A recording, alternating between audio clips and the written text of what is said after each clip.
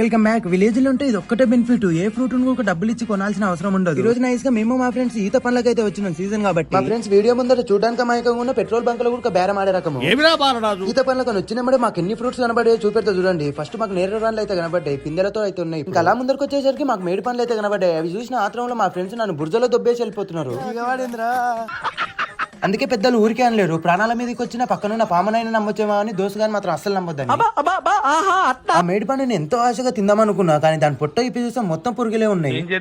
ఇంకేం చేస్తాం, ఈత పండ్లను అయితే చూసుకోవాలి. మా ఫ్రెండ్స్ కి ఈత పండ్లు కనబడ్డాయో లేదో రాళ్లతో అయితే చేస్తున్నారు. అంటే రాళ్ళ దెబ్బలకు పండ్ల కింద పడేసరికి లోపల ఉన్న చిన్నపిల్లాడు అయితే బయటకు వచ్చిండు.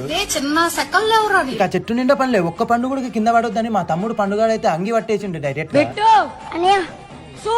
మా తమ్ముడు గురించి చెప్పాలంటే రెండోసారి కరోనా వస్తుందంటే కాల్ముఖం కట్టుకొని రామనే రకము. చాలా సేపు కష్టపడ్డాక మాకు ఒక గుల్ల అయితే దొరికింది, అదైతే ఇంటికి తీసుకెళ్ళినాం. ఈ వీడియో నచ్చినట్టు లైక్ చేసి ఇన్స్టాల్ అయితే ఫాలో కండి, యూట్యూబ్ లో అయితే సబ్స్క్రైబ్ చేసుకుని ఉంటా. మరి లవ్ యూ, బాయ్.